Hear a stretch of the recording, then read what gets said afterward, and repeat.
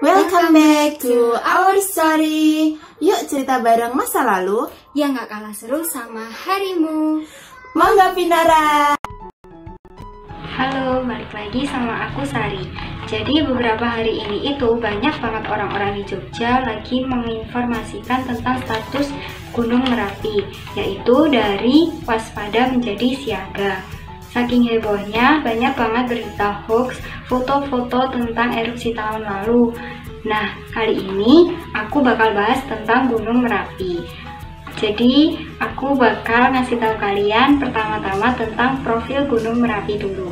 Jadi, Gunung Merapi ini itu sudah ada sejak 400 tahun yang lalu. Jadi, umur batuan Gunung Merapi itu sekitar 400.000 tahun. Nah, letak Gunung Merapi ini terletak di 4 kabupaten.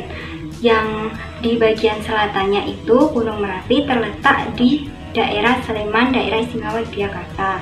Sedangkan di bagian baratnya dia terletak di Magelang, Jawa Tengah. Sedangkan di bagian utara dan bagian timur dia berada di Boyolali. Dan bagian tenggaranya berada di Kabupaten Klaten. Nah, kata Merapi ini terdiri dari dua suku kata, yaitu meru dan api. Kalau api pasti tahulah artinya apa. Nah, kalau meru ini artinya gunung. Jadi Merapi itu artinya gunung api. Gunung Merapi ini termasuk gunung termuda di antara dua gunung di sekelilingnya, yaitu Gunung Ungaran dan juga Gunung Merbabu. Nah, Gunung Merapi ini itu mempunyai 4 tahap pembentukan menurut Pascal Clary-Berthomir.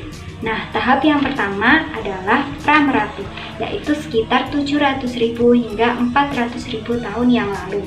Bukti dari pembentukan pra-Merapi ini yaitu adanya jejak Gunung Pipi.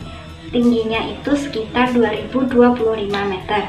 Itu terletak di bagian timur Gunung Merapi. Lalu tahap Merapi kedua itu ada Merapi tua, berumur sekitar 60.000 hingga 8.000 tahun yang lalu. Bukti adanya tahap kedua ini itu ada Bukit Turgo dan Bukit Pelawangan yang berada di bagian selatan.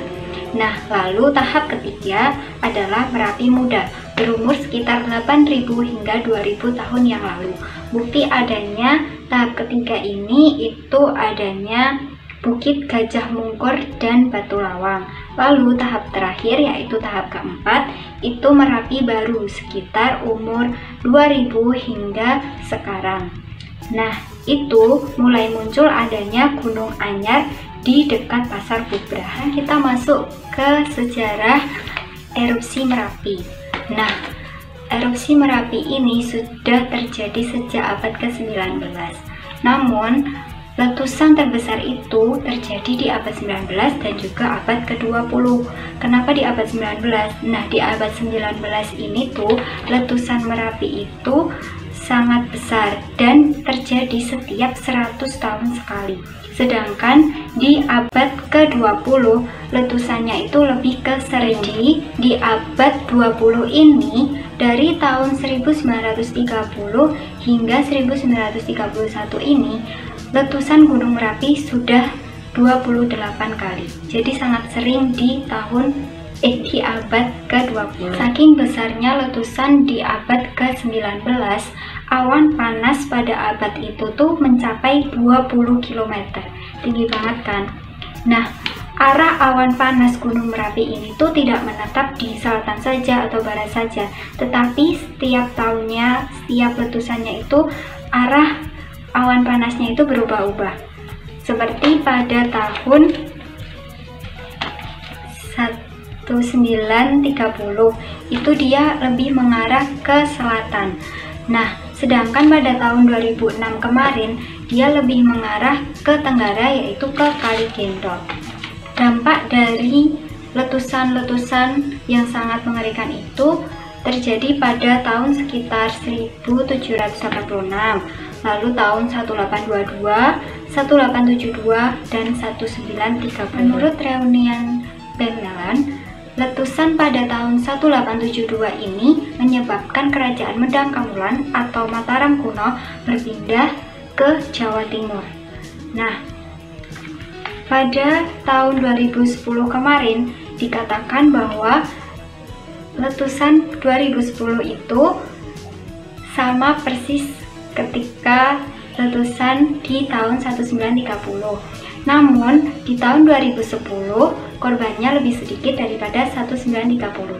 Ketika tahun 1930 hampir sekitar 13 desa terkena dampak dan 1.400 orang meninggal. Kenapa bisa begitu? Karena pada tahun 1930 tingkat kewaspadaan orang-orang sekitar Merapi itu belum tinggi. Sedangkan pada tahun 2010 sudah mulai ada kewaspadaan. Di tahun 2010 korban jiwanya itu sekitar 273 orang, tidak sebanyak di tahun 1930 karena tingkat kewaspadaan sudah mulai tinggi. Merapi ini juga menjadi salah satu gunung yang disukai para pendaki. Jadi ada 4 jalur untuk menuju puncak Merapi. Jalur yang utara itu melalui Selo Boyolali, Jawa Tengah. Kalau lewat situ sekitar 4-5 jam sampai puncak. Nah, untuk jalur selatan itu melalui Kaliurang, Pakem, Sleman, Yogyakarta. Nah, itu sekitar 6-7 jam, lebih lama daripada yang jalur utara.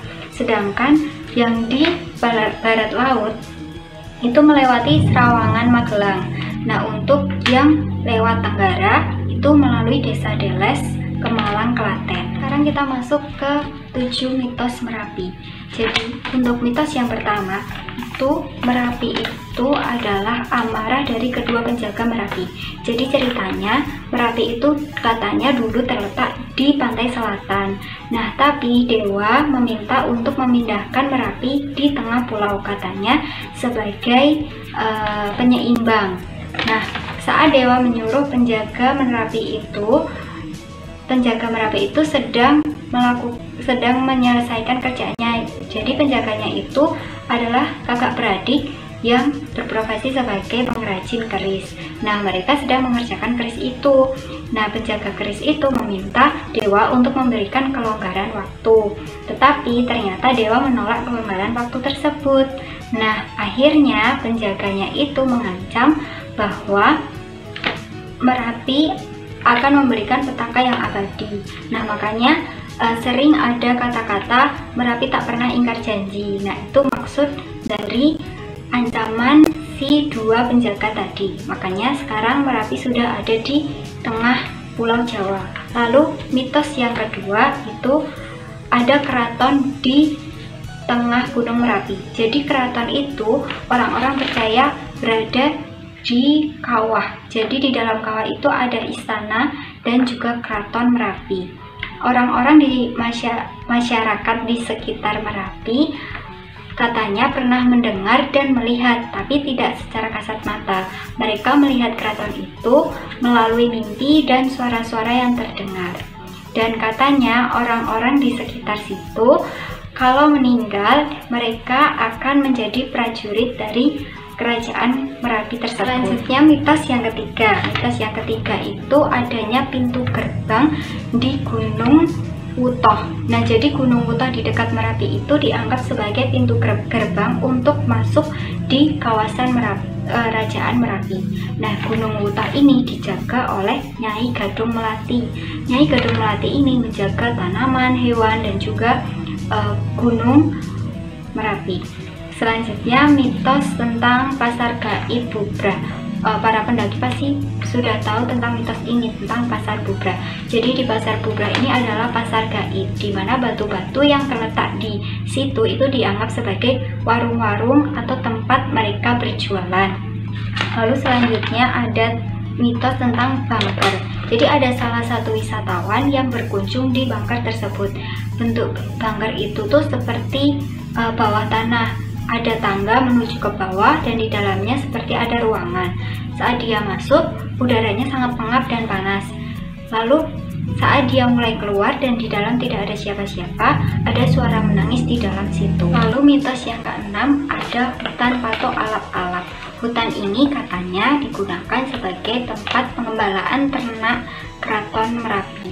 Lalu Untuk mitos yang ketujuh itu ada binatang keramat. Ada 2 binatang keramat yang ada di Gunung Merapi. Yang pertama adalah macan putih dan yang kedua adalah kuda. Macan putih ini tidak boleh dibunuh ataupun ditangkap oleh siapapun. Sedangkan yang kuda ini biasanya digunakan untuk tunggangan prajurit keraton dan juga penarik kereta. Jadi itu cerita singkat tentang Gunung Merapi. Kita bakal balik dengan cerita-cerita seru lainnya. See you. Nah, sekian cerita hari ini. Jangan lupa like, comment, subscribe, dan share ke teman-teman kalian ya. Thank you for watching our video. See you.